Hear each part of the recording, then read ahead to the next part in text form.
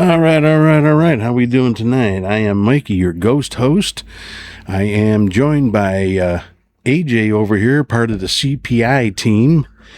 For those of you who don't know what CPI is, it's Chicago Paranormal Investigators. Don't forget that. Look us up. Check us out on the web pages. We're out there at cpi.com, something to that effect. So without further ado, I am going to start asking AJ over here, why don't you give me a little bit about yourself? Tell me, what you do, what you enjoy, and then we'll get into the big stuff. Yeah, I'm with Mikey, the ghost host. I love it, man. So my day-to-day job is commercial cinematography and video production. I work in the Chicagoland area, and I'm lucky enough that I get to travel around the country and do what I love to do and meet really great people and learn a lot along the way. And then the side hustle, the fun stuff, aside from freelance gigs, is doing paranormal investigating with Mike here and Dave Olson and the rest of the CPI crew. And I've been with those guys for about 10, 11 years now. Wow. So, and I mean, I could go into that right now, or we could talk I want to find out really what sparked your interest, what caught your eye, what was it that got you into the paranormal investigations? Yeah, I was probably 6 years old, and I moved from a town, Bartlett, Illinois, to Schaumburg, Illinois. And it had to have been maybe a couple months of living in this new house. To me, it's an old house from the 60s. I'm waking up one evening and I'm moving the covers off of my body to go get some water in the bathroom in the hallway down the way. And as I'm lifting the blankets up, something grabs my arm, my left arm, and shakes it. And it's like a screech, like a screaming thing. So you can feel and hear this. I can feel and hear this thing. And it's almost like I blacked out a little bit. I don't remember anything releasing from my arm. I just remember my mom running into my room, and I'm still upwards. Right. And she just grabs me, and I'm crying hysterically because I'm a kid, and this very real thing happened to me. So the next morning, I like give my mom a hug and tell her like I can't sleep in my room like tonight, like the following evening. And she was saying, "Oh, it was just a bad dream, honey. Don't worry about it." And it was kind of like brushed off, which is understandable. My grandmother at the time worked at a winery in Roselle, Illinois. So we're over there and we're kind of hanging out, and the owner of this place was really into gargoyles and those types of statues. And I'm telling my grandma about what happened, and kind of like, like a lot of people think I'm just faking it, but it really happened. And she responds and kind of tells me, yeah, whatever you think, like that must have been scary. And the owner, the manager of this place, comes up to me and was like, "Did like this happen in your room?" And I said, "Yeah." And I'm kind of scared, every night, like going to bed, like I was always kind of scared. And he told me, "You see these things around here? They're called gargoyles. Do you know what they are?" And I said, "No, like they look like dragons." He's like, "Sort of, yeah, but they, the right gargoyles are protective of negative spirits and entities." And he mentioned like you see them on like buildings in downtown Chicago and stuff like that. Yeah. Or cemeteries or wherever. And I thought they were kind of neat. They're kind of weird, kind of cool. And that same year in August on my birthday, I was gifted a couple like little gargoyle statues from this gentleman. And it was kind of like he helped my grandma pick out these things. And I still have them, but I set them up in my room. I never had the fear. I never felt anything. I never had anything happen again. There was a lot of, over the years, of me thinking, was it kind of a placebo effect? Was the gargoyle just making me have peace of mind and I wasn't worried? Was that an actual dream that I had? But it was such a real experience to me that I could never forget about it. So there'd be times where I'd bring it up To a girl, if I was kind of seeing a girl and I'd mention this to her, or, if I was at like a bonfire and we are talking about scary things that have happened to us. And I'd always kind of get like the weird reactions. And it really wasn't until I met Dave. I was dating his niece. This was probably middle to end of high school. And, I'd go to the parties and he had the ambulance. And I just thought it was really neat. I didn't really think anything about it because it's like, I'm here. I'm trying to like put my best foot forward. So that way, the parents and the family don't think I'm a scumbag. Right. So it wasn't until like a couple years later where I started hearing from, my girlfriend at the time, her name was Nina. Her father would tell me about Dave and how he did the ghost hunting thing. And I was going to school for journalism and video production. Okay. And so he was kind of like, oh, you should see if, you could do some work with Dave, like the TV shows and stuff like that. And I watched them, it was entertaining. I think the thing with television is there is that element of entertainment that you take an interesting subject and you have to either get really lucky with like what the story is, or you kind of glamorize certain things a little bit more to just keep engagement.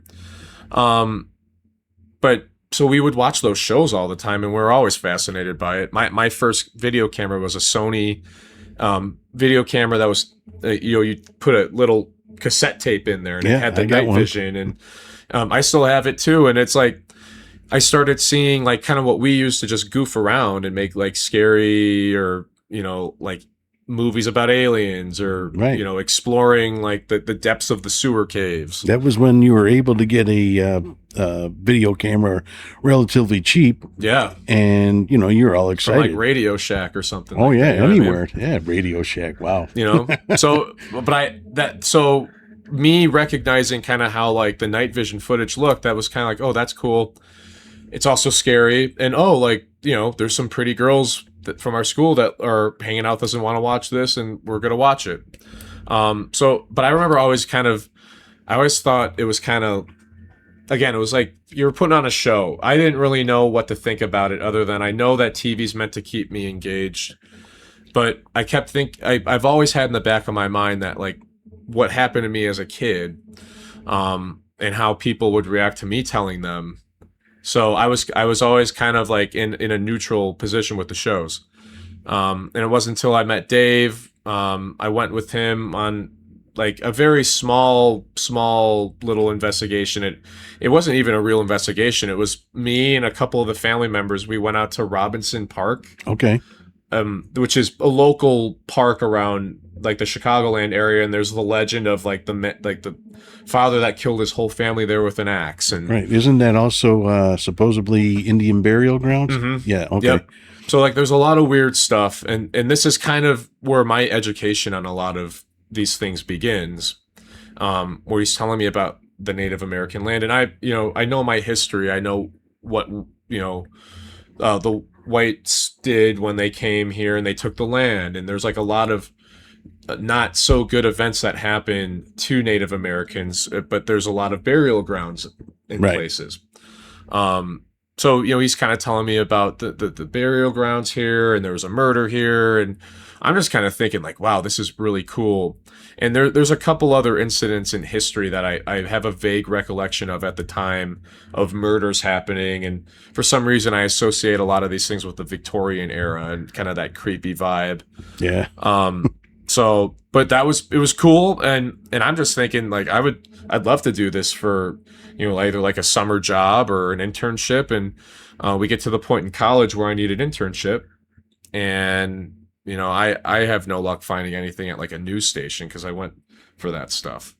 And Dave was like, well, what if you just did some like camera work for me, and I'll sign the form or whatever. And I said, sure. And that's how I got started with it. And it was just kind of a continuation after that. And by the time my senior year rolls around, I'm in a capstone class for journalism, and we each have to pitch a story idea.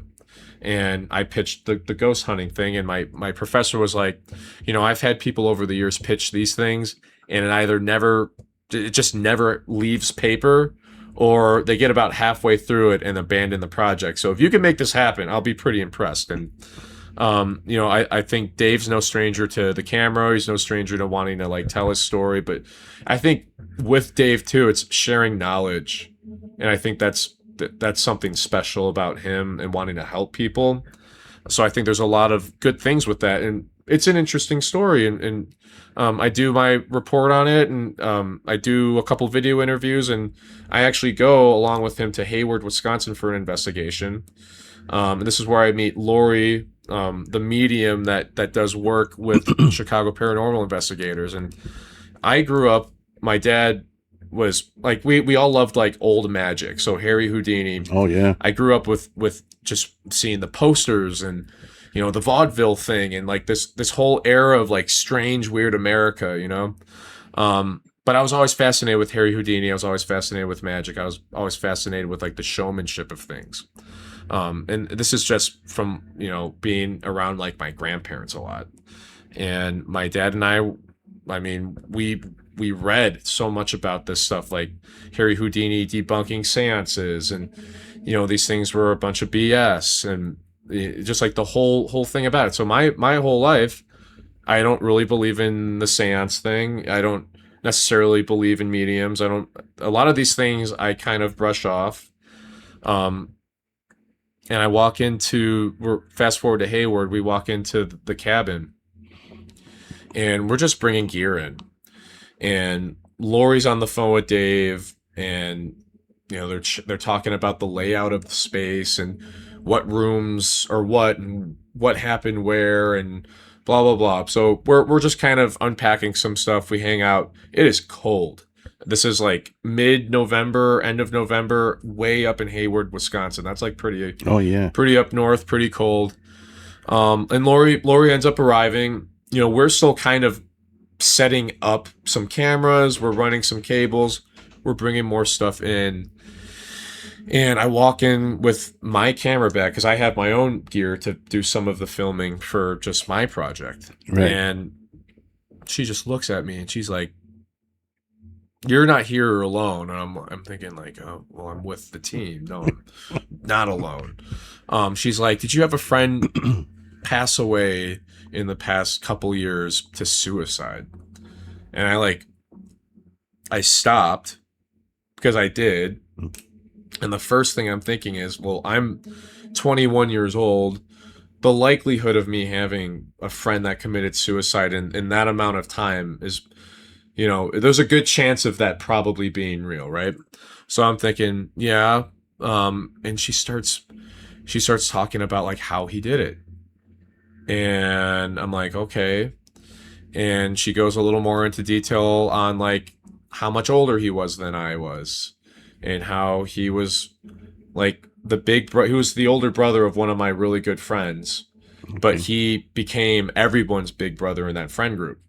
And she started just talking about all these things, and she started talking about how, he's still here with you, and he knows that just because he moved away doesn't mean that you stopped caring about him and his brother, and all these like little details Nobody else would know. No one else would know. And I have not even introduced myself to this woman, and she's giving me a reading, and it's emotional, right? And I start crying.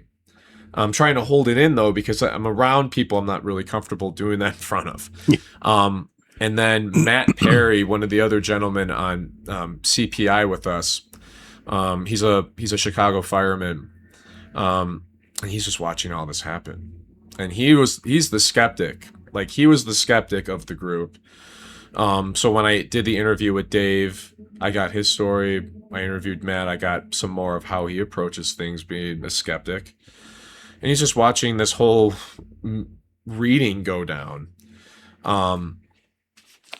And obviously, like, when she's done, like, things kind of settle. He asks if I'm okay. And I'm like, yeah. He's like, is that all true? I'm like, it's all true, man. So that was kind of an interesting moment where my mindset on some of that stuff changed that night. Yeah. Well, my daughter. Yeah. And, she's a sensitive. I don't know if you've heard any stories about her, but basically how why Ryan feels so strong about her abilities, same story. Yeah. He had a friend that, committed suicide, a Marine, that he was close with. And my daughter says, he's right there.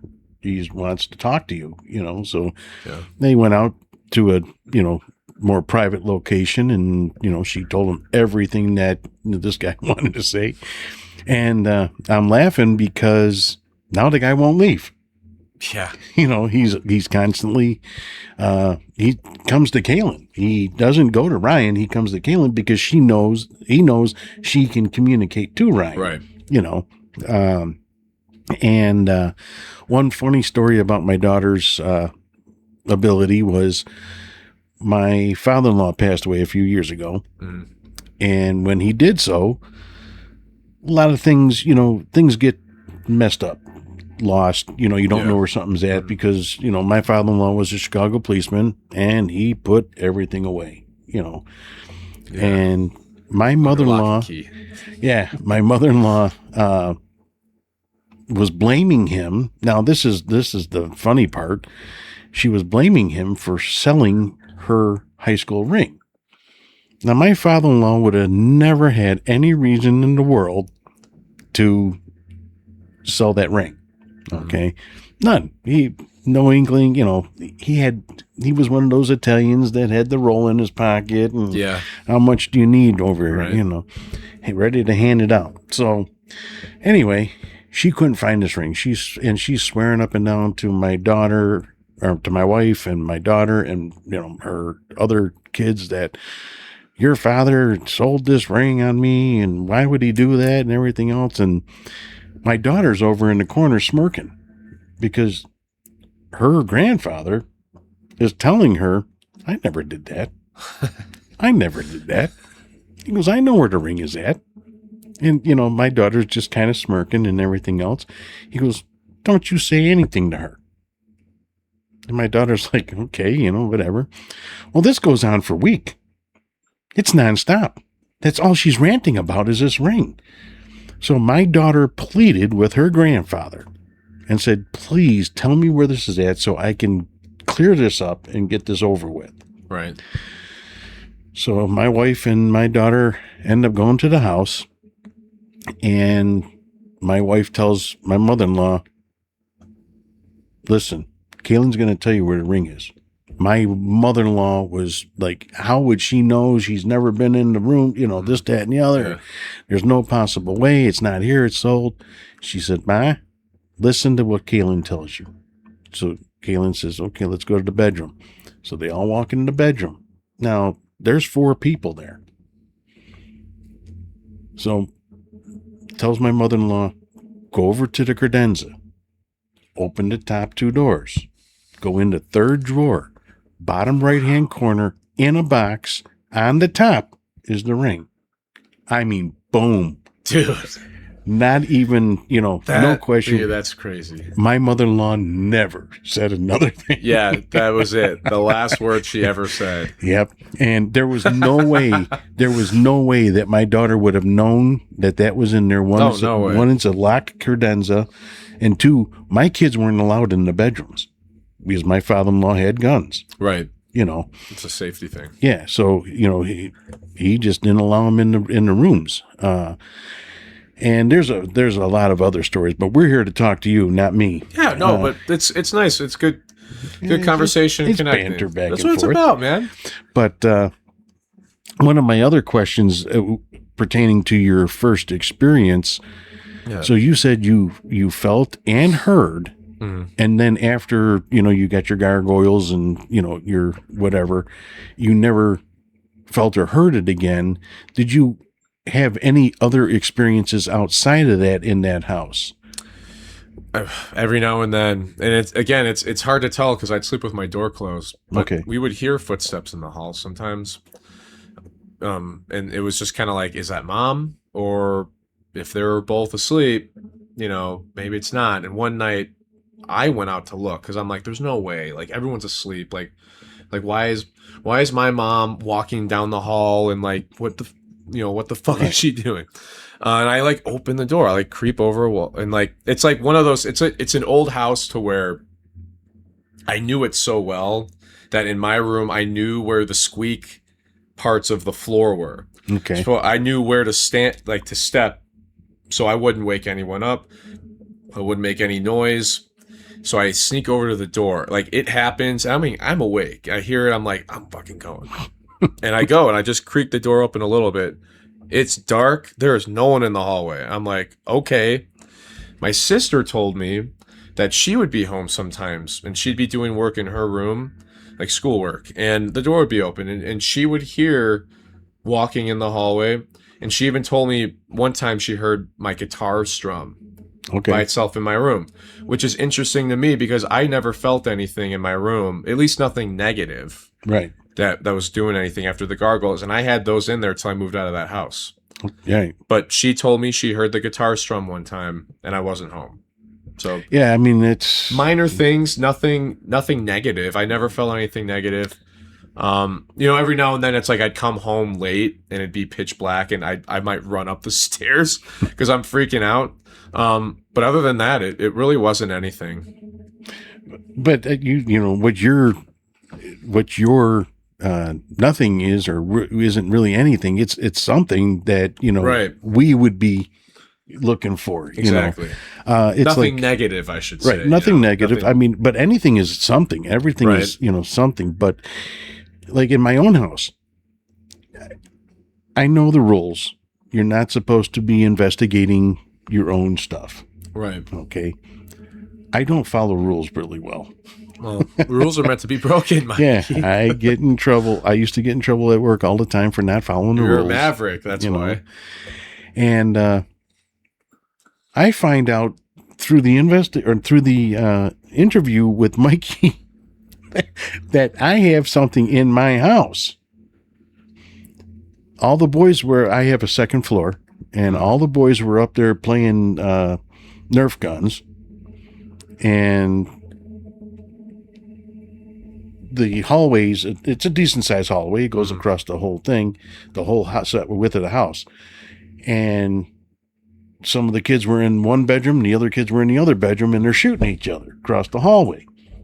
Well, one of the sides decides they're going to all stop at one time because there's a guy with a fedora and red eyes standing inside the other room behind the other kids. Dude, no way. Now, the thing is, this house, none of these boys told the other boys that there was something behind them.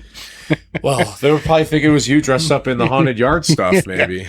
No, because they knew we were all outside doing what we were supposed to be doing. That's weird. So have you looked into that then? No, because I just found out 2 weeks ago. I mean, so I haven't really done anything. Does your daughter know? Has she felt anything? No, my daughter feels everything in this house. See, my brother won't leave here either.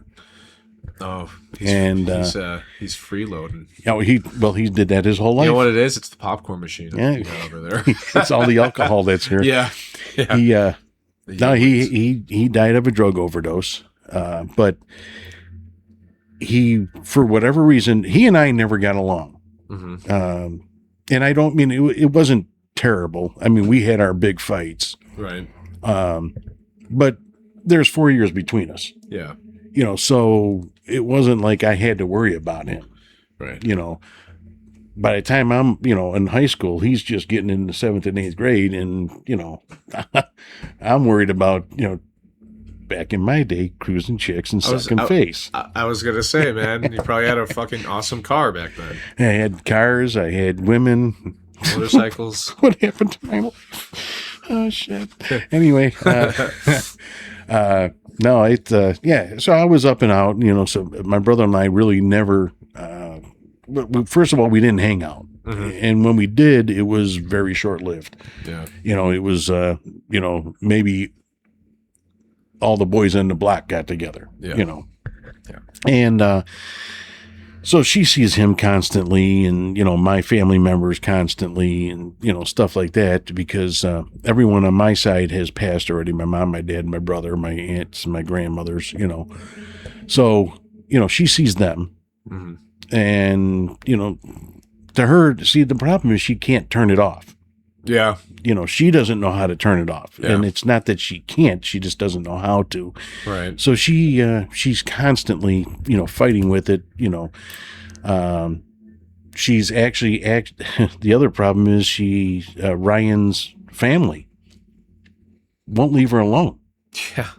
They, because they probably hopped on his shoulders and came over one day and was like, "Hey, you see us? Right. We've been waiting for this, Basically, that's what happens. Yeah. And anytime he's around, well, I don't know if you were there when I asked him or told him that he had to leave. Oh, the crystal little shop, bit, yeah. Mm-hmm. For a short time in order for her to get a reading. Yeah. Because the Irish family is. She was kind of feeling something though. Yeah, she wasn't feeling good at all. She was not, and it wasn't. She wasn't ill outside of the place. It's probably just overwhelming. Well, she said that once that threshold in the crystal shop in the 2 rooms, she couldn't cross that threshold anymore. Mm-hmm. It was getting too much on her. So there was something there that was, and she couldn't identify it. It to her, it wasn't a shadow person per se, but it wouldn't show his face or its face. Yeah. And, she gets the feeling, and again, she's young, she's 23 years old. So she's just been dealing with this for a short time. Yeah. And she never brought it up earlier because like everyone else, they're going to think I'm friggin' nuts. Well, yeah. And then you think you are, right. And that's like, it's one of those things that you end up living with for a bit until you either experience something again or you run into someone that might have a similar situation, and then you talk about it, and then you almost have to go relive it again to like determine, But what happens with her, what happened with her is because of my father-in-law, we didn't look at her strangely. Right. Because she was able to pinpoint things that she would have never known. Like the class ring and like the class. There's something else too. First of all, what was that one where you guys were at like a memorial service and she kept pointing to someone was sitting on the couch? No, that was at my father-in-law's when my father-in-law first passed away. Yeah. His sister was sitting next to her or next to him on the bed holding his hand. His sister passed away when my wife was 12 years old. Right. Okay. So there's first of all, my father-in-law never talked about his sister. His brother never talked about their sister. I have never seen, until recently, never seen a picture of her. The experience that got me into the paranormal was her showing up at the house that we were living in, and I didn't see her. I saw a blur go across the door. My wife witnessed it at the same time. I told her she was nuts, and I went to sleep. Yeah, I was like that. So I didn't even, at the time when I met my wife and we moved into this apartment together, never knew that woman lived there. Yeah. Didn't know she existed. Never saw a picture of her until my father-in-law passed away. That's when the first time I saw a picture of her.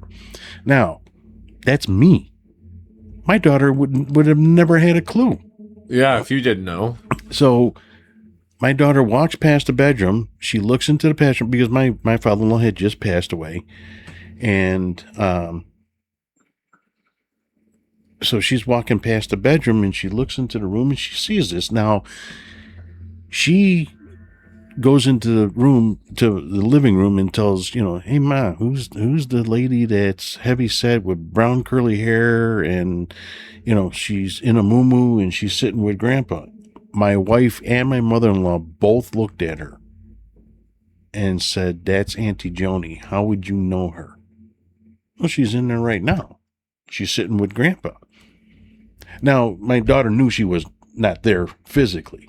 She was there spiritually, but she could see her like we see each other right now. Yeah, she saw her that clear and gave a full description. So I got there, and my wife is telling me all about it. I'm like, I never even saw a picture of your aunt. I had no clue what she looked like. Not only that, but when we moved into that apartment, I didn't find out until that day that her aunt passed away in that apartment. That's weird. So, That's weird, man. okay, so how is my daughter going to know that? Right. And like I said, my father-in-law and his brother never talked about their sister. It wasn't that they hated her. I think it was just a bad memory. She died of a massive heart attack at a young age. Yeah. And they were both overweight guys, Yeah. So That's tough. But yeah, so my daughter's proved herself time and time again. But yeah, there's things here all the time. And that's, my next question. Mm-hmm. I feel that the paranormal is one thing. Mm-hmm. What do you feel the paranormal is? Is it our passed on loved ones? Is it a parallel universe? Mm-hmm. What are we seeing? What are people, why are they shadow people? Why are some apparitions? Why are some, heard, not seen? What is your feeling? Yeah, I feel like it's a combination of all those things. It's funny. I remember watching the Polar Express when I was a kid, and they have that ghost guy on the train. Yeah. Spoiler alert. It is a ghost. But I remember one of the characters during that movie says some of the most real things in life are the things that we can't see, and I remember that sticking with me. Because it's like, we talk about religion. I don't physically see God, but like, you feel that he's there. Right. Or the way that you treat people is him working through you, right? But I associated it with ghosts, and like, I'm afraid. Like, I'm afraid a lot of the time when we go into places. So there is that recognizing that there is some fear, but it's because you don't see it. You don't know about it. I think a lot of the spirits that we deal with, it's like when you're a kid and you get lost in Kmart. I got lost in Kmart when I was a kid. You wander off, and then all of a sudden you're now separated from, your parent or guardian or whatever, and you're in this kind of crazy world, and some people don't notice you, and you almost, and everything starts moving fast around you. Right. So I feel like there's certain instances with spirits that are kind of like that, where it's like death can happen like that. Instantaneously. Like we talk about people that died young. I like one of the deaths that was always kind of one that was talked about a bit was James Dean. Dying in a car accident like that. I mean, you're dead like that. Right. You could die so quick that you don't know you die. And then all of a sudden you're like, why isn't anybody looking at me? Yep. Why aren't these people? Why are they moving my stuff out of my room? They sold my car. Like they did all like these normal things where you just don't know. It's like Bruce Willis in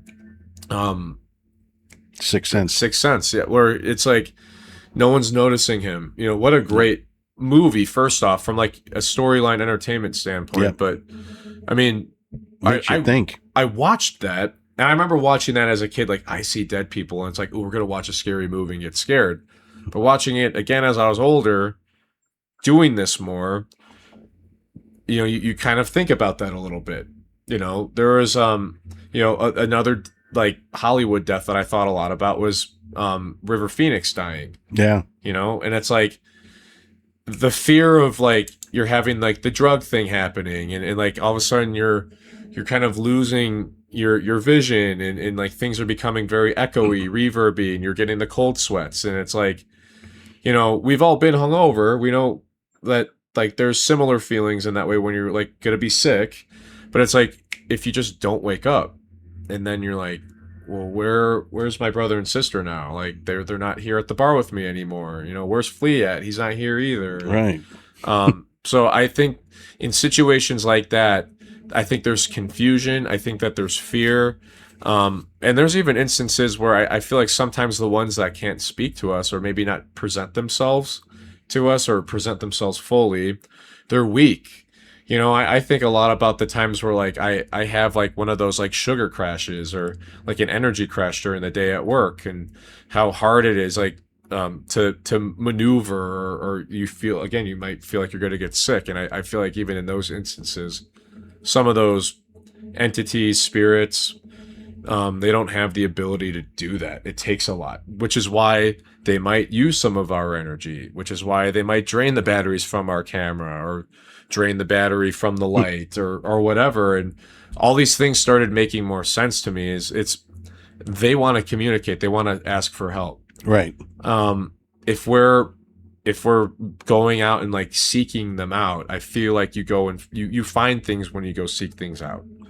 But it might be hard because they don't have the energy.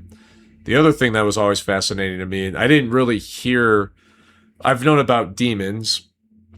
I never really thought of them as anything necessarily other than like little devils flying around. That's like the idea I had as a kid. But getting older and working with Lori and hearing her explain more about like demonic entities and non-human entities, you even kind of go into more the Native American route with like the skinwalkers and like identifying what certain things are, or what they aren't.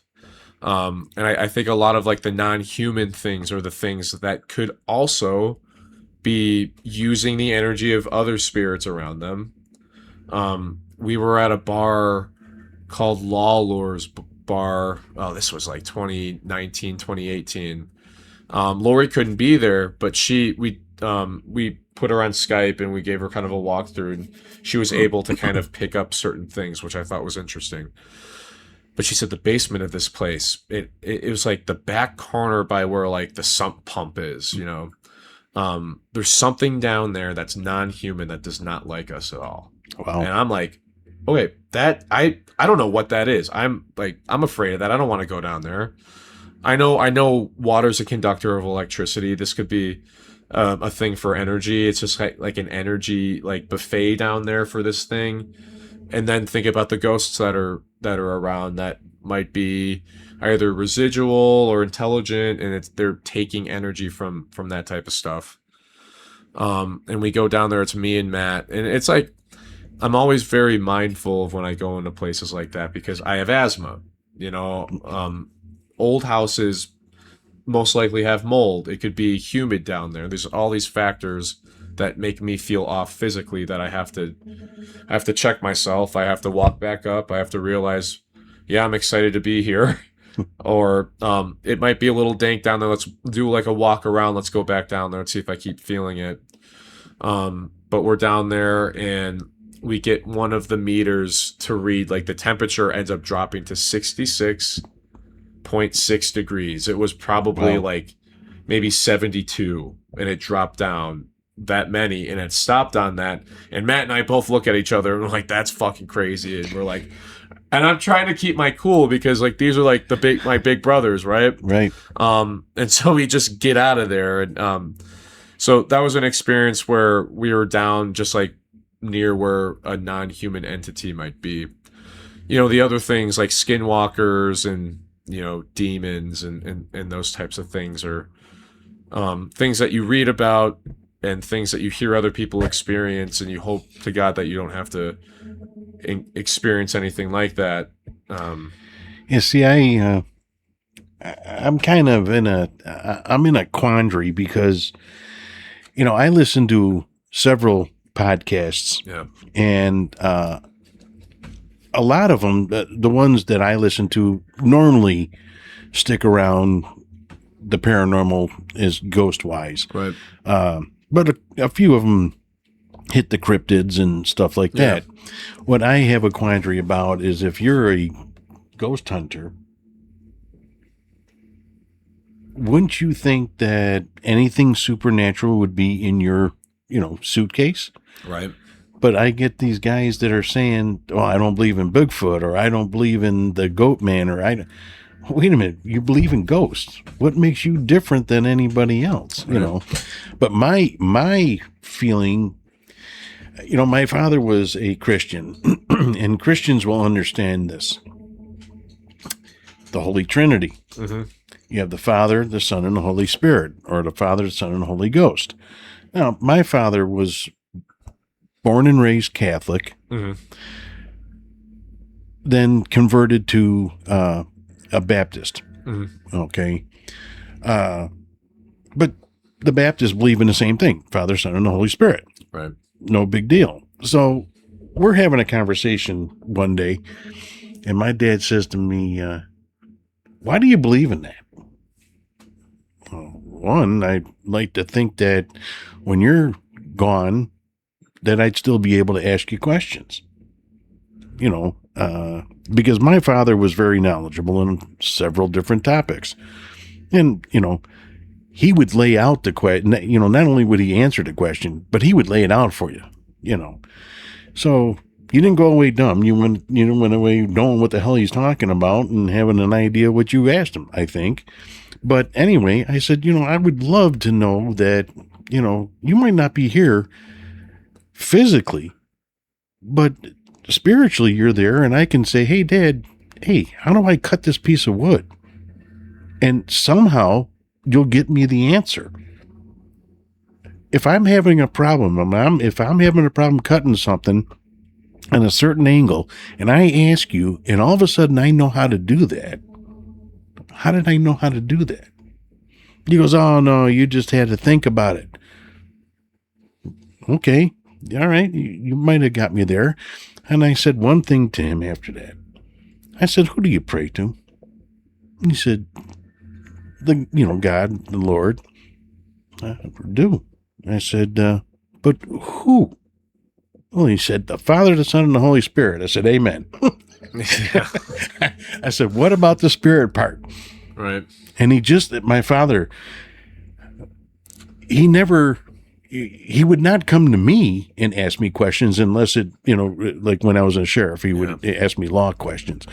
But he would never come and ask me questions normally. You know, he would investigate. He loved to do his own investigations for all his own answers. But all of a sudden, he just looked at me with the eyes of, wow, okay, that was simple. Right. You know, he never once thought of it that way. He always looked at it like, you know, once you're dead, you're gone and you're waiting. See, the Christians teach you that when you die, you wait for Jesus to come for the second coming. But what are you doing in that time? Right. Does it mean that you can't float around and, you know, go to different places? Does it mean that you're okay because you're in the ground? All I'm going to be doing is looking at worms my whole time? Right. And that's like, I don't know. These are things that I've never quite grasped that totally, you know, because I know when you die, there's that place. It's almost like I always thought of it as like I'm going to the bus stop, and I'm waiting to get picked up. Right. You know, like we're all sitting there, or like we're at the train station, you know, like Union Station. Like that was always my mindset of, you know, we're waiting now. You know, we're waiting. You know, there's some time left here, and I don't know how like time translates over into that type of stuff. I don't know though. I have a friend who, one of my best friends got married almost 2 years ago now, but he was dating this woman for several years prior to the wedding. Okay. And she lost both her mother and father due to some health stuff, which is very tough to deal with. I feel like a lot of times in those moments of sadness and fears, we turn to prayer. You know, we pray to God, but I think there's also that element of we almost pray to like the ones we lost. You know, and I'm a big believer in you never lose those who you love. I mean, you carry them in your heart, right? We remember them.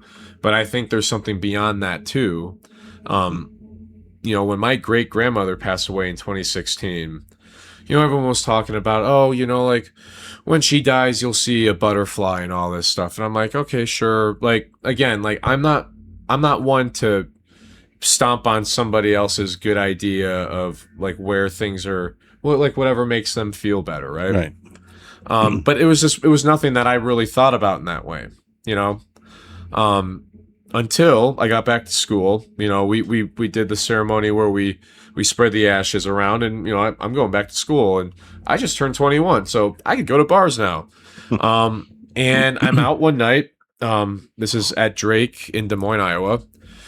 I'm walking back from one of the bars, and I just moved to an apartment complex. So I'm not on campus. I'm walking through campus, taking the sidewalk through to Greek Street. I lived in an apartment out there.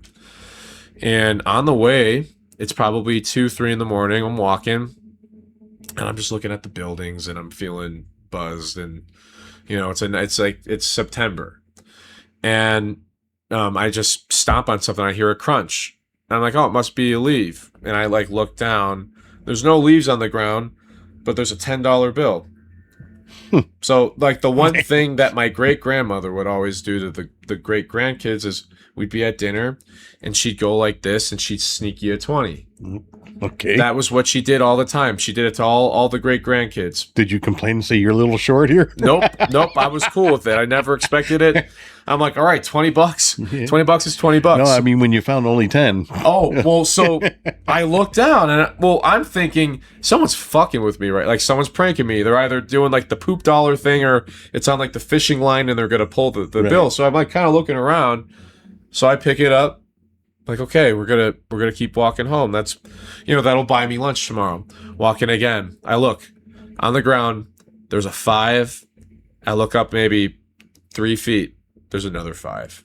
Okay, there's your $20. $20. So I think sometimes in life there's coincidences, and then sometimes I think they're more than that. Yeah, And you can't explain them. And I think any type of experience is a personal thing to the individual. And I mean, there's times where I can't wrap my head around certain things, you know, and it's like, just because I can't say yes doesn't mean I'm going to say no either. Right. You know what I mean? I feel like we have to look at, there's an element of logic to things, but then there's also, you know, there's so much in the universe, in the world that I don't understand. Oh, so who am I to just say no based on me knowing half of, Right. you know, logic? Yeah. You know what I mean? So I always keep an open mind with that. And I'm always open to the idea of some of those things. And there's a lot that I don't know about. There's a lot that I'm learning through this. And shoot, there's things that maybe I noticed, maybe I experienced things before that I never really understood or noticed because I just didn't know like what to pinpoint certain things. Well, yeah, like, I mean, it's like if you're in an old farmhouse and you hear a floor creaking, that could be the floor creaking, right? Or it could be someone walking down the hallway, or it could be somebody that's not there walking down the hallway. If I hear boots and no one's there, I'm out of there. You see, now that's know where what I you mean? and I differ. I don't have your conventional fear. Things don't surprise me. Mm-hmm. Things don't. It's like, I don't know how many times, you know, I have a hunt, and I've said it before on the podcast. I have a hunt, and people try to scare me. Mm-hmm. That don't work. You're also a cop. I feel like there's some things that you learned how to control that more. You know. Well, no, it's not even control. It's like I was just telling the story the other night. Mm-hmm. I was in a unit that we went around and we inspected things. And we went to Central Kitchen and we were doing an inspection. And the 5 of us or 6 of us were all standing in a group, and we were all, you know, writing in our pads, Yeah. you know, stuff down. Mm-hmm. And all of a sudden, one of the machines just let loose and went extremely loud. Mm-hmm. Now, they're all standing there, or they were, and I'm just, you know, I'm writing. Yeah. I didn't flinch. It goes off, and I'm just still writing. So now, 3 out of the 4 people or 5 people that I'm with, they're African American officers. And they all came up and cursed me out. Not because I did anything wrong, because I didn't run when I heard a loud noise.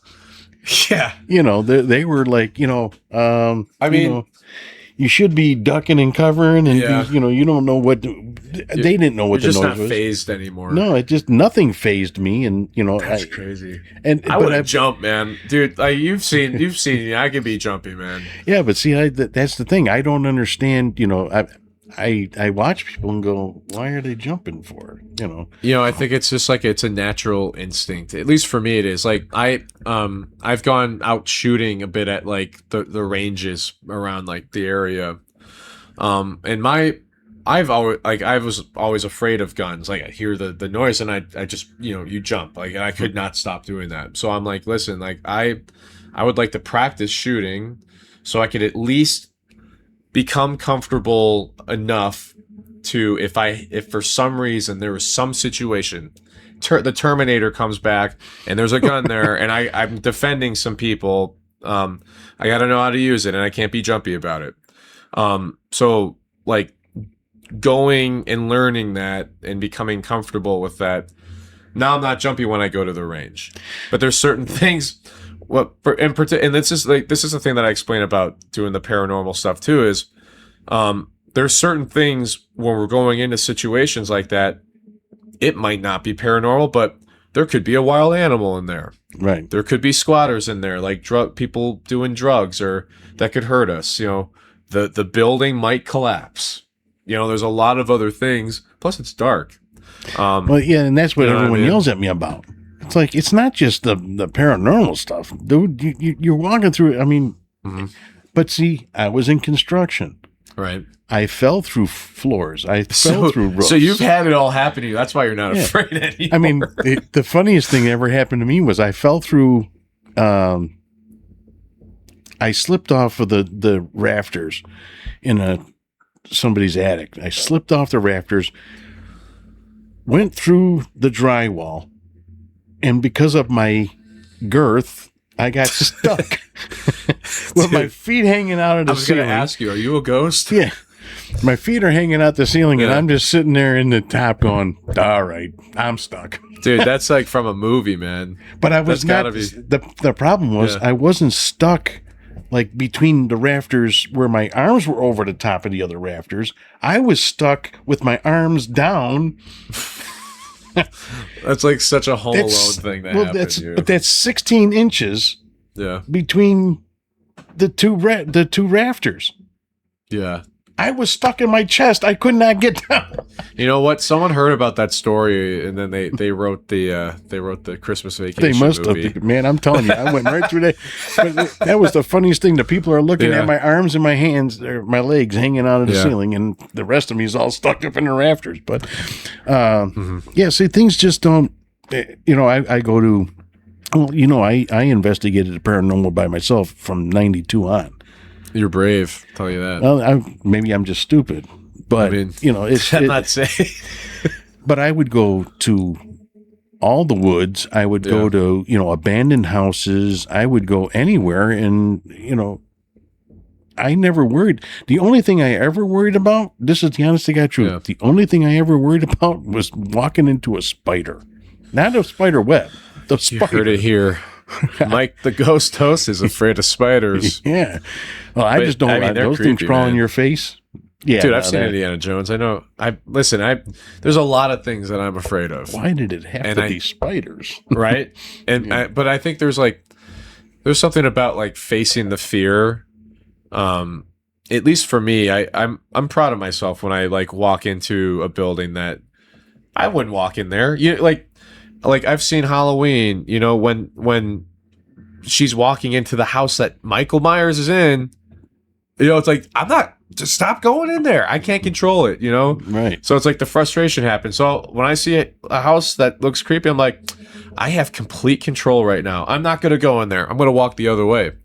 So I think there is something about like conquering that fear. But I mean, I wouldn't say there's like a stupidity thing to anything. I feel like some people have, and this is, I guess I have a question for you. Sometimes somebody's motive is what helps them get through the fear or not even worry about certain things. And I guess my question for you, and I'm happy to give my answer when you give yours, is when you go investigating, like what are you searching for? You know, like for yourself, like are you searching for some answer that you've been carrying a question with you all your life, or are you just wanting to find some general truth to things? Or Yeah, when I do the investigation, see, I believe that this exists. yeah, So you don't have to try to convince me. right, But what I'm trying to do is a few things. One, if you call me up and say, "Hey, I think I got something here and it's kind of frightening," I want to put you at ease. I want to be able to say, "Hey, you know what? I've recorded this. You yeah, know, I don't believe there's anything, mischievous about this, or, you know what? I looked at it and it's your pipes banging because, someone didn't put a standpipe in right or something, right, right, or the floor is creaking because, it's expansion and contraction, stuff like that. right, But my main goal is to satisfy someone else's curiosity, but I want to get that evidence. I heard a team out there saying there is no evidence until you can prove it. Well, that's not the truth. right, Police don't collect things and go, well, this might be evidence. No, they present it as evidence and then it gets knocked back. Okay. mm-hmm. Evidence is anything that you collect while you're in the field. Anything that you can collect, whether it's right or wrong, right, it's that's what the bulk of the evidence is. mm-hmm. And I'm trying to be able to tell someone in their home that you're safe, or, hey, let's get this place blessed, just, whatever. And I would hate to be afraid to walk in my door. That would be telling me. I bought this home because I liked the way the home looked. I wanted to make it a home, and that I have done. Right. But there's plenty of families out there that have purchased homes and are afraid to go home at night, not because of their spouse or their children are abusing them, because there's something there that is scaring them. Right. Or even like possessing them to do things. Exactly. And I want to be able to try to help that, because if I walk into a place and I feel any type of fear, y'all better be running. It's true. Okay. It's true. Because if I feel it, then there's some serious on. Okay. But if I feel that it's just maybe it's Uncle Joe. We don't know. Maybe he's stacking the plates. Did he work in a restaurant? Right. Yeah. I don't know, but that's what my goal is, or what I'm trying to do when I go out. Well, that's cool, because like Dave's the same way. I again, like being new to it at the time, I almost didn't really understand, other than like this would make a great TV show, or we're trying to, like, it's like a thrill seeking thing. But it wasn't until I like really started going on these investigations and talking with Dave, and even just seeing how Dave approached the owners of the business or the owners of the home, and wanted to hear their backstory and reassure them. And I think about the fear that I have when I go into places like that.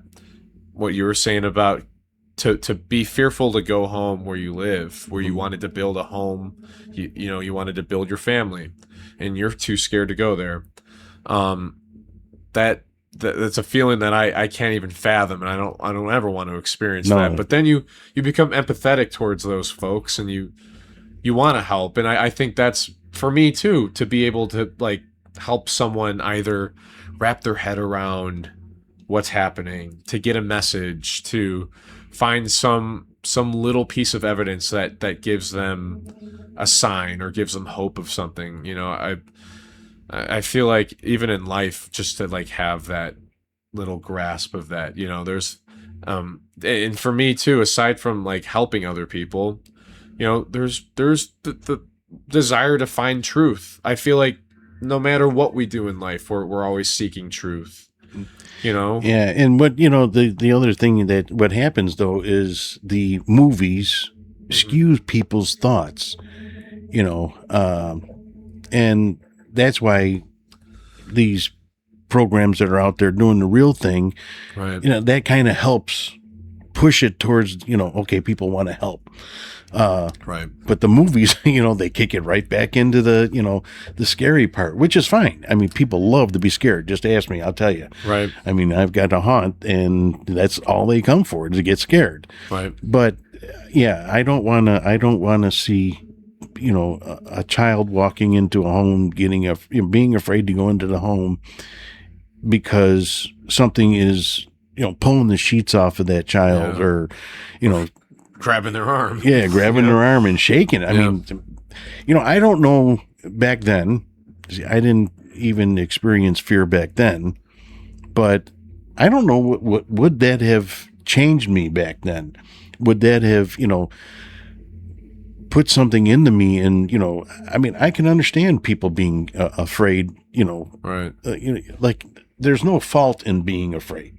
There's no fault whatsoever. I just happen to be a little slow. That's what it is. Yes. That's what it is. Embrace it. Embrace it, Mikey. Yes. I love my slowness. But yeah, there's more people that are fearful of things, which is good. Yeah. Because it opens your eyes. Right. Like fortunately for myself, because I am trained in it, but I can tell the difference between a firework and a gunshot. My stupid ass will run into a gunshot and run away from fireworks because fireworks will burn me. Yeah, right. Okay. The bullet could miss you. Yeah, I can go sideways, Right. Neo. But yeah, that's it's this subject is so, I don't want to say skewed because of so many different thoughts, but if we look back at history and how people, even back hundreds of years ago, thousands of years ago, have experienced the supernatural and the paranormal. Yeah. I mean, the Egyptians with their hieroglyphs, with their writing, hieroglyphics to the people out there listening. Hieroglyphics is one of the buzzwords this evening. Perfect. It's all right. That's why he has me here. Yeah, I can't say that word. He's learning. He's learning new words. I'm a little slow. That's a $10 word. I got $5 for it. There you go. But this isn't something new. Yeah. So we know there has to be something, and it doesn't matter what religion you follow. Right. Every religion that, as far as I know, has some type of spirits and demons, whatever. Yeah. Now, I believe it's Japanese, maybe even Chinese. They have everything is a demon, but there's the good demons and the bad demons. So everything has some type of spirit world attached to it. Yeah. Even the Egyptians. Right. I mean, why would they pack all that stuff if, they ain't going someplace? You follow me? Right. But I do have another question. Yeah. What would you say was your best experience? So paranormal wise. I'll say this one time in college, so I went to I was in Peoria at this insane asylum that they turned into like a haunted house. This was 2019 or 2020, but it would have been later in 2020 because the beginning of 2020 was obviously a hellhole. Right. And this was all caught on camera. A lot of what I have experienced has either been through the camera or it's been like brushes of something. The only time I ever saw something with my own eyes was when we were at Ashmore the other summer, and I saw a mist figure walk behind Ryan and Crystal. The first time I've ever seen anything like that in my entire life without the camera, with my own eyes. But this one in particular, I thought was very compelling. It was caught on camera. We got a full tour of this place. It was a haunted house. It was their off season. So like they just closed up This is probably like beginning mid-November. And we're getting a tour of this place. We go to the basement, and they're saying this back room, it was like where like the well was or whatever. There's a strong dominant male presence in this room, and women are often they like have like a panic attack, or they feel very uncomfortable and they want to leave right away. So we're all doing the investigation. We're sitting down there. I sit kind of kitty corner, so I got a view of the door entryway in, and then like into the room. And it's not a very big room. It's probably the size of this room. So I'm sitting here. The door's there. Liz, one of the ladies that will investigate with CPI every now and then, and they have their own little group that they do stuff for paranormal as well. She walks in, and she's just kind of getting like a feel for the vibe of the room. Dave is in there with me, and I'm filming Liz, and I'm doing some very slow pans just to kind of give the sense of the room. And on my pan over to the doorway, this little orb thing floats in, and it's kind of like moving like this, and it goes towards Liz, and I follow it, and she's like, Dave, I'm gonna have to like take a breather real quick, like I don't feel really good. And Dave saw that too, and he's like, just give it a sec. He's not gonna tell her what it is. He's like, just give it a second, like I'm sure it'll go away, you'll be fine. And it's about a minute where she's just like, oh, it feels like my head hurts. Like she's kind of, naming off all this stuff, and the thing leaves, and I see it leave. We like see it go out the door. She's like, all right, just do a couple deep breaths and I'll be fine. And she's like asking more questions. We're probably in there for another 10 minutes, maybe less, a little less than that. And orb floats back in, goes right over to Liz. She's like, I gotta get out of here, and fucking leaves. To me, that was probably one of the most compelling things that I've ever seen, because I've learned to identify the difference between an orb versus a dust particle versus a bug, Right. on night vision. And to have it correlate with the story that I was told, Liz freaking out, but also not knowing anything that was happening other than I was sitting there and Dave was sitting there. So it's like she had to have felt something come up on her, Right. or like jump her or whatever it did, but we saw it happen. So like those moments like that to me are great, because you have tangible evidence, whether it be like physical, whether it be like video, and then having it correlate with an action that happened. So when you saw that, you said, orb, which Right. a lot of investigators debunk that. They say that orbs are terrible forms of evidence. But I'm going to say I can show you a couple videos on my phone alone of my sister-in-law's place that you can tell this is not a dust or a bug or what, spider walking across the lens. But with you now, see, I've only been doing this since last October with you guys. Yeah. Okay. My very first investigation with you guys, I ended up with more evidence than I've had in the years I've been doing it. Yeah. Okay. On my own equipment, not Dave's equipment, Yeah. on my own equipment. And one thing that I am still kicking myself in the ass for, dude, I was so pissed because I had my camera in my hand, and you had your camera, and Tim had his camera. Yep.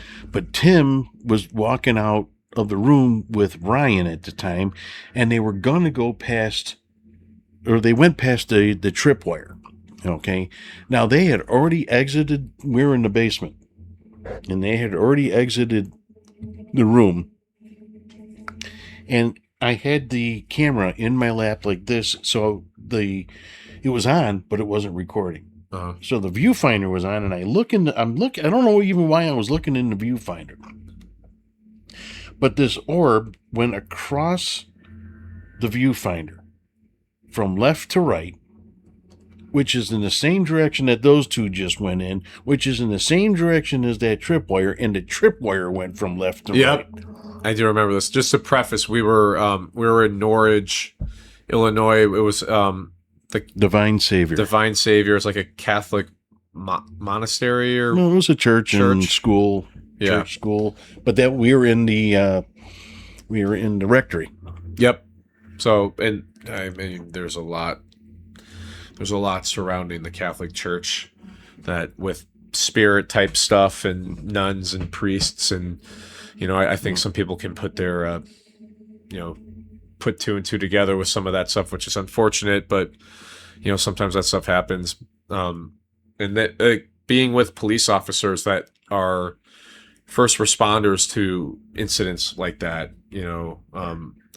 it's I don't know. It's something that you guys I feel like there might be some parallels to like working the job that is your daily job to maybe arriving on site where, there could have been like a sexual assault incident, or there could have been someone that was, beaten and raped and, walking into places like that there might be some familiarity, Well, we can when I work with Dave, we have the same eyes. Mm-hmm. It's because you're trained. It's not because you're naturally at it. I mean, some guys have it a natural ability, but it's not in our title, but it's in our training that we are trained observers. Yeah. We are professional observers. And when I first heard that, when I first got on the job, I didn't understand what it meant. I do now. Because when I first went into the jail, you heard stories. Okay. One of the biggest stories was when a tier is about to go up, look at everyone. You don't even have to know. No one even has to tell you anything. If you want to know if a tier is going to go up, look at everybody's shoes. And people say, what the hell does the shoes have to do with it? Their shoes are going to be tied. They're not going to be wearing flip-flops. They're not going to be wearing their shower shoes. They're not going to be wearing those little jail shoes. They're going to be wearing shoes that lace up because they don't want to lose a shoe in a fight. So I would walk into a tier. Naturally, first thing I'm looking at is their shoes. Okay. If they're in, half of them are in shower shoes, I know at least the tier's not going to go up. Right. So I was on the job for 3 weeks, and I had a tier called 1H. And this is what I'm talking about with my fear. Okay. I just don't have it. But I walked in and I went, okay, I can feel the tension. Right. It's like when a bar fight's going to happen. Yeah. You feel that. Now I had just walked into the tier. I was just going to be taking over. And I went, damn, and I'm on the job 3 weeks.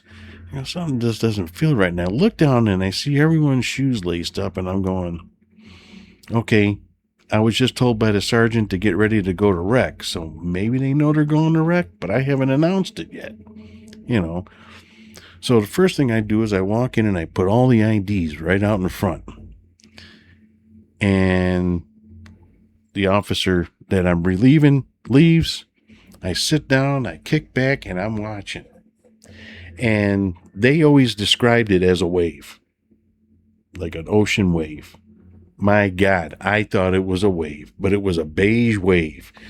Everybody just went up at one time, and it looked like a great big wave coming. I'm like, because we have the double deck, and I'm like, shit, they fighting everywhere. Everybody's fighting. Well, they teach you in the academy, dumbass academy, to pull out the IDs of all the people that are fighting. So I'm looking at them. I've got 115 inmates on this tier. You're making your pile, just stacking up. And I'm going like this. I go, wait a minute. Everybody's fucking fighting. So I put the IDs Everyone down. was kung fu fighting. Right. So I get on the radio, and this is the honest to God truth. I get on the radio. Again, I'm on the job for 3 weeks. 1010 1H. 1010 1H. That's all I did. Okay, now 10-10 means fight on my tier. The lieutenant comes flying around the corner. He's fumbling for keys. He's trying to. I've already got the door open. You got to let the army in, right? Right. So I got the first door open. The interlock door isn't open, but the first one's open, so I can get the officers to that second door. He comes and he's fumbling for the keys. He looks up and he slides. That's how fast he was running. He's like, "Are you all right?" "Yeah, got everything ready." Now the rest of the brigade hasn't got there yet. Okay, he's like, "Are you sure you're okay?" "Yeah, Lou, I'm out here in the hallway." Yeah, right. They're in there fighting. Yeah. He's like, "The way you came off on the radio was just like a veteran, not shook up, not none." He goes, "Rookies don't do that shit." I go, "Hey, how you doing?" Yeah, right. My name's Mikey. I like to do this thing. I'm a little slow. So I go, "Would you like me to get scared?" Yeah. So, you learn to observe things. So applying that into the paranormal is easy. Right. It comes naturally for us. But Dave also being sensitive, sensitive. He gets that sixth sight, which, it's crazy. I wish I had. I mean, me too. I mean, there's times where like I'll feel when there's something present. Yeah. I might hear something, sometimes there's, and it's the only way I could describe it. It's like your intuition tells you, go in that room. Don't go in that room. Right. Or, and like I've talked with Lori about certain things. Like there's things that I think I've seen where it like might be through the reflection of a mirror, which is, something that they say is like, it's not good when you see certain things like that. But there's times where I have like a gut feeling about something where I'm like, this is off, this isn't good. But Dave, on the other hand, is like, I mean, he'll walk in a room. He's like, "Oh man, like I feel something in here," and I'm just right. like, I must be an idiot, right. I'm maybe it's the temperature change. I don't feel it, but yeah, when we went, and unfortunately you missed that trip. That was a nice one to Indiana, but he was feeling stuff all over the place, and then he gets grabbed and everything else. Well, that's the first place, or the first time I ever got touched. Okay. He got touched. I'm touched. So, the Lord loved me. But yeah, and Ryan says, I jumped. I didn't jump because of fear. I jumped because I wanted to see. Well, yeah, because it always happens when you don't see it. Right. Well, not only that, but I wanted to know if it was, was it a spider? Because I was right by the rafters. Right. Or was it like a branch or something? Well, we were in an attic. Or you were in I know where you were. So, in the mansion. So we were in the attic, and I was sitting on the top stair just before the second part of the stairs. I was on the landing, and so I did this real fast to make sure that I wasn't by a web, and it wasn't a spider, crawling on my head or bouncing off or whatever. Right. But what I felt was two fingers touching the back of my head. Yeah. So when you make that like physical matter, like when you make that connection of what it is, because I've had that happen. We were at the Brumder Mansion in Milwaukee, and I felt in my side. Now, sometimes you have like you feel like a body tremor, right? Right. No, I mean, this was like pressure, and that's probably what you felt, It was exactly like, it felt, I'll tell you right now, because my children used to do it all the time. Yeah. Daddy's got no hair. Where'd it go? Playing. He's still looking for it. I'm searching for it. It had gone big bye-bye. And then I tried to take off more the other day. Whew. I scalped myself. But anyway, my kids used to do it, touch your head or whatever. Yeah. And that's exactly what it felt like. Children's fingers. Yeah. Two fingers on the back of my head. So, like I said, Ryan, he goes, "I never saw you jump before." Well, I didn't jump out of fear. I jumped to make sure that I can see something quickly. It's okay if you were afraid. I'm just kidding. I was scared. No, I know that because it's like anytime we were there. So what? You were there in March, right? Yeah. We were there like end of November, beginning of December 2025. Right. And we're out driving. Ryan and I are out driving, and he's got his car, he's got his headlights on. We're doing a route around the entire property. Basically, the place that we're talking about is the Indiana State Sanatorium, and think of it's an insane asylum with a tuberculosis center and then a nursing home. So it's like a little campus of all these buildings. It's a lot of land to cover. So we're out driving. It's snowing. It's winter time, and we're just checking out kind of where do we want to start. There's a lot of places to begin out here, and we're driving. We're approaching the nursing home, and I drop something. I go to pick it up.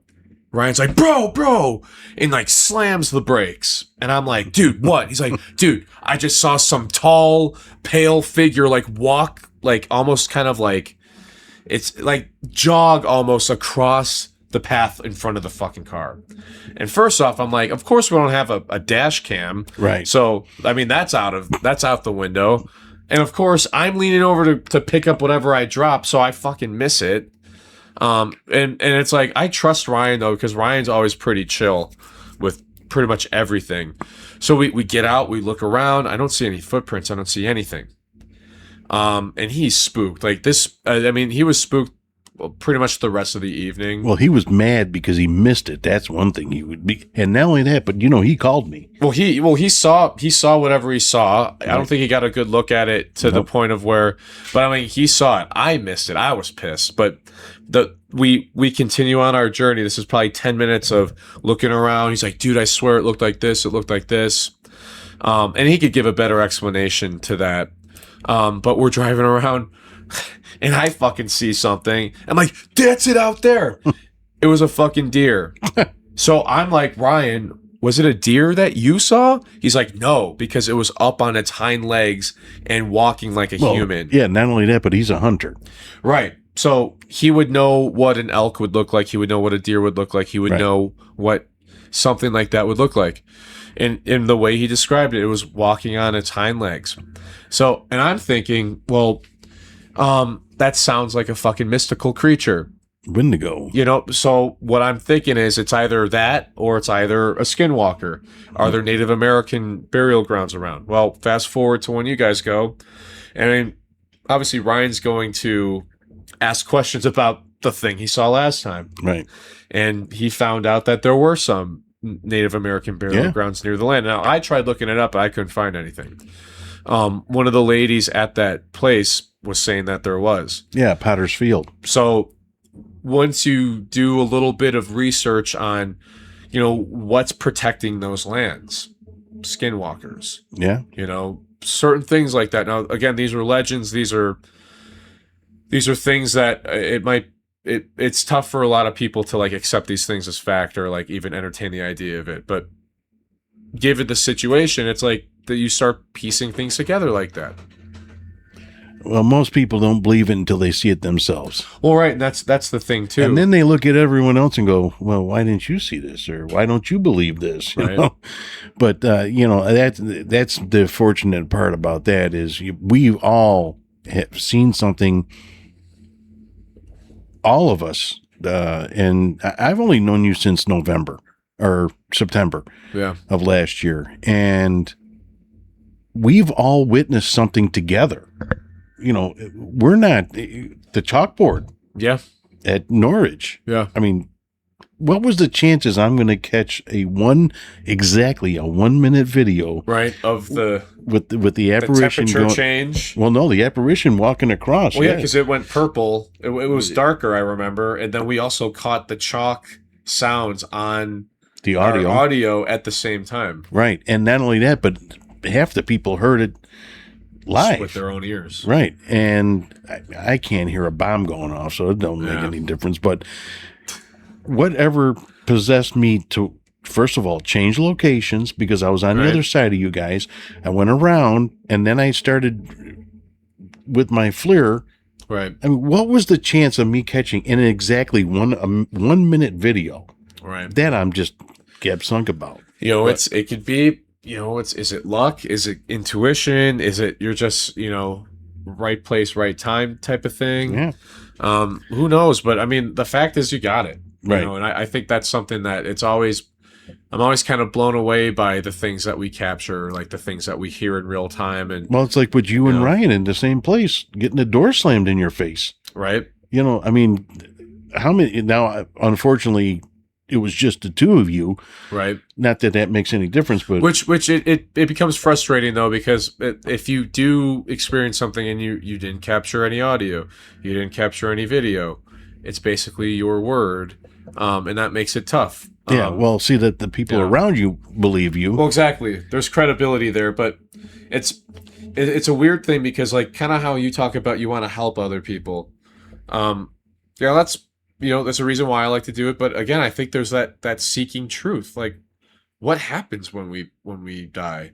What's out there that we don't see? Right. You know what I mean? What are the reasons behind diseases? And like there's scientific things, but some people believe that darker entities control certain things. And it's like, where do these ideas come from? Or are these just old wise tales to like make kids behave and eat their broccoli, or is there like some merit to these things? And I think in life it's just it's a constant seeking of knowledge, it's a constant learning, it's a constant figuring things out along the way. But I don't know, I don't think we're alone though. No, I don't believe so either. Which is going to lead me to probably my last question. Yeah. What would you say was your best evidence collected? Something that's tangible that you would believe. It would probably be those orbs on camera with Liz. Okay. And it's, we've had some where we're asking questions and we'll get voices.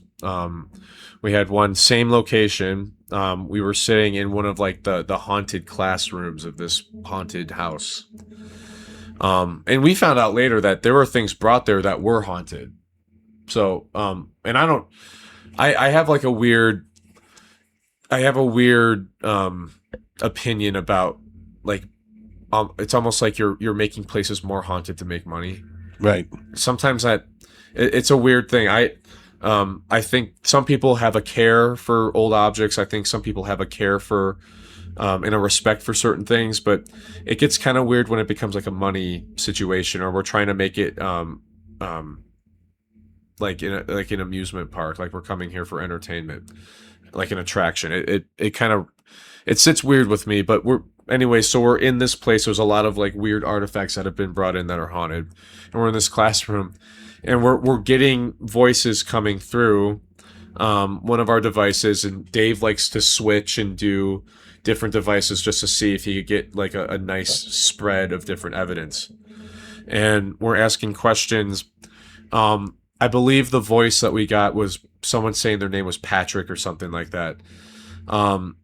And we're just asking questions. And, at this point, we're just doing EVP only.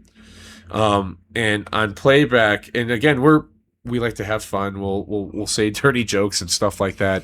And we're talking about, oh, Patrick, like, did you play like an instrument? Did you like music? We're trying to like build on these questions, and the answers, like, we're getting yeses or responses. And, Dave just being the goof that he is, because I think we're about wrapped up. We're getting ready to wrap up, but it's like you got to get up and turn the recorder off.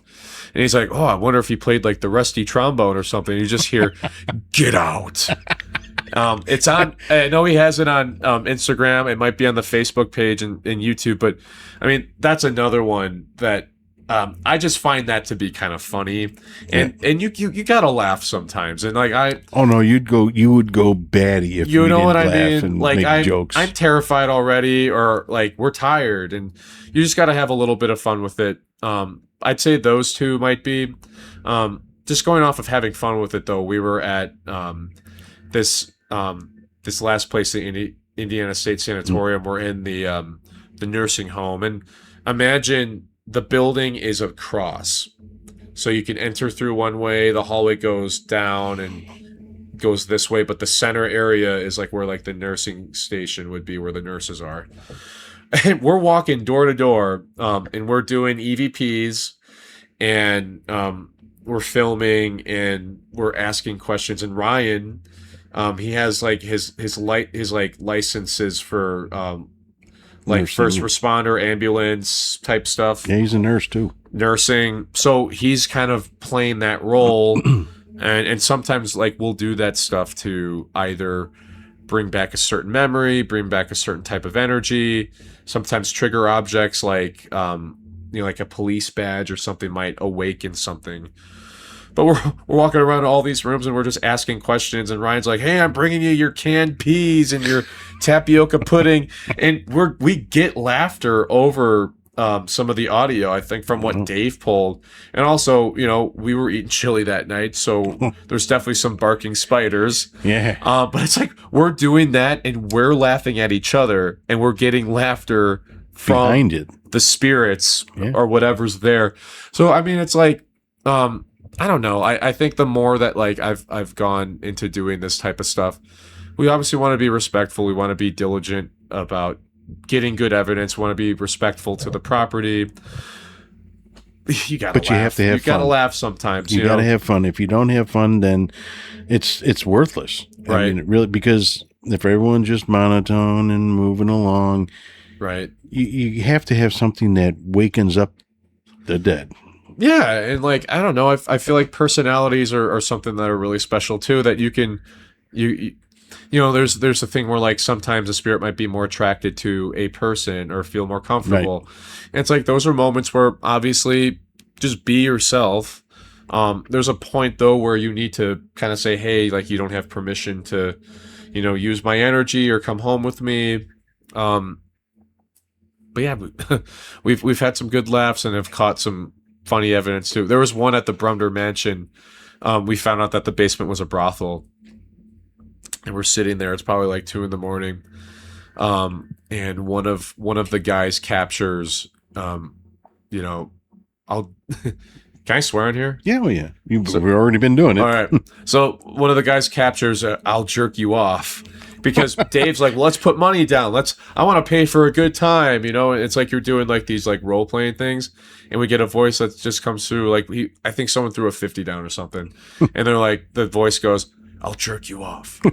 So again, it's like this is like we get a real voice. This is historically this was a brothel down here. Right. So things are adding up.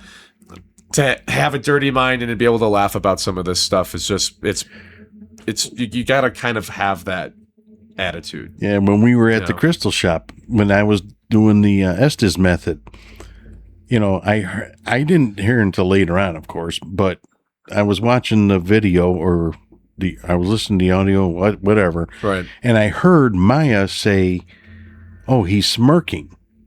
Well, I'm smirking because I'm thinking the whole time I'm going through this, and it was shortly after the "fuck you."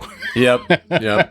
And I'm going, what are the chant? Now, you're not supposed to be hearing that on the radio. Right. Okay. So those aren't words that are normally associated with radio talk, Right. and that's what we're listening to. And I heard "fuck you," and I went, so I'm smirking because I'm like, I can't believe this is actually working. Right. This was something we've never done that before. Well, you're excited. Yeah. It's like it's like you're like fucking finally, like all these years of not getting anything. Right. Well, not only that, but that was our first time doing the Estes method. Well, I did that after you, and I was in the back room. So this crystal shop that we investigated, the woman wanted to use a different name just for her anonymity. But it was fucking crazy because I'm back. I've not done this. Again, I'm scared. I'm blindfolded. I have the headphones on, and I'm hearing the sweeps of the frequencies, and I'm supposed to say the words that I'm hearing. I get her real name, not even the name that she gave us to use. I get her real name come through that, and it was like a split second where I'm like, did I just fucking hear that? I'm like, I gotta say it though. I gotta say it out loud. And we switched between AM and FM. I caught those, I believe it was on the AM frequency, but when I was on the FM frequency, I was getting a lot more voices. Maybe this was just a better way for spirit to be able to communicate. That frequency just worked better. But there were moments where I got like a dark Well, see, that's dark voice that I understand Ryan likes to use the AM, but if you look at it, FM is a much stronger signal. I'm going to keep saying it. Yeah. But yeah, so FM is a lot stronger signal, but when it's sweeping, you shouldn't be able to get full sentences, like full words, or right. like we look for syllables, because sometimes it's like I don't even know what the word was, but I got syllables. And even that, it's like that would not be over like a half a second frequency sweep. Right. You know, that thing's got to be hanging on to whatever the wave is, you know, not just like what the channel is. I guess that makes sense. Yeah. But it worked out. All right. Yeah. Listen, we've already been doing this for an hour and a half. Doesn't seem that long. Right. Talking with you is always enjoyable.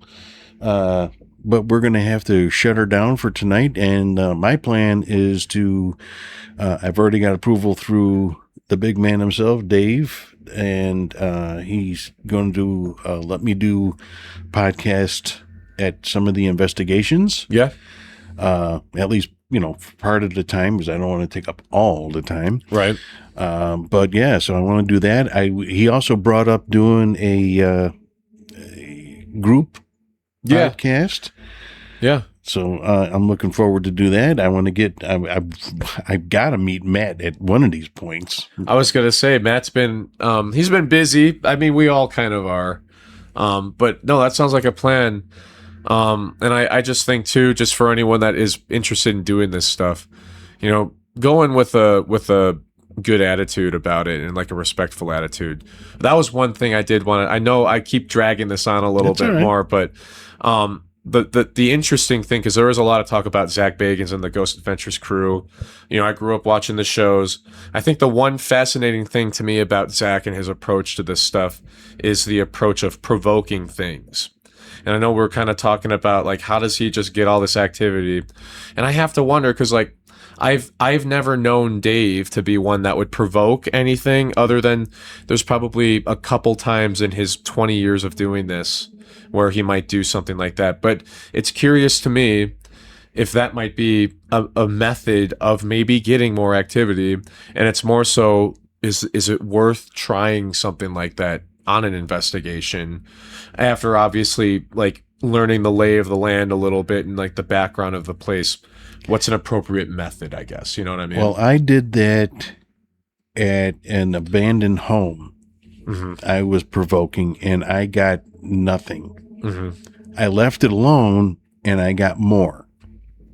I think the provoking, it's like anything. Yeah. When we pass on, what I feel is that we're going to pass on what we were in life. Right. If you're a jagoff in life, you're going to be a jagoff in death. Yep. Okay. Yep. So I think that's what that really is. But provoking is only going to work it's not going to work for the demonics, because the demonics are worse than you are. Right. Okay. It might piss off a cranky old bastard, but what are the chances you're going to come across that? How many of those do you actually come across? Right. So I don't agree with provoking. One, because if you make somebody mad and they want to come home with you, well, right, that's why I don't do that. You can't tell you can tell them until you're blue in the face not to come home with you. Right. But how are you going to tell something you can't see? Right. But then again, though, maybe it's you got to be just that much more mad to be like, I don't care. Like I'm gonna do it. Get you. Well, that's like when Tim would be like, just put me in the basement, AJ. Just put me down there with a ghost, and I'll sit there all night if I have to. I'm like, and you don't believe in them, and he's like, well, someone's got to do it, right? I'm like, so it's curious, and I'm always fascinated with people's approaches, or even like where they go. You know what I mean? And I know that's been something too that I've been wanting to to see if Dave would be interested in like maybe venturing out of the Midwest area a little bit, and like, you know, a lot of those mining towns, a lot of those towns out there that there was like a lot of death and bad stuff because it's like people are going out for the gold rush, and you know they're getting drunk and they're starting bar fights and they're robbing people, and you know there's just a lot of like death, you know. Well, one of the problems is that I have, I don't care about traveling anywhere. Yeah. Well, yeah, I do some places. Oh yeah. But we live in the Midwest, Right. and you have to understand, this is probably the best place outside of having to live in Chicago.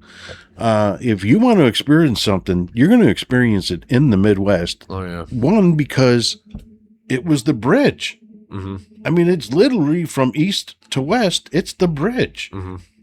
Either direction, everyone stops here. Right. You know, you it's a halfway point. Mm-hmm.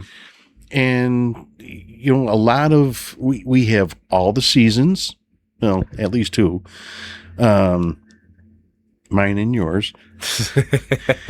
And, you know, you're going to experience whatever was in the West, you're going to experience it in the Midwest. Whatever was in the East, you're going to experience it in the Midwest. Yeah. Because they came here. And it doesn't matter if you're in North Chicago, South Illinois. I mean, people just use this path and look at Route 66. It starts here. Right. You know, so would I like to go to a ghost town? Yeah. So I'm just going to get some old farmer talking to me. Where here I can experience everybody. I can experience old farmers. I can experience mobsters. I can experience, dancers, whatever, you know. Yeah. He likes the dancers, I guess. The dancers. Here come the dancers. Right. It's curious though, you know what I mean?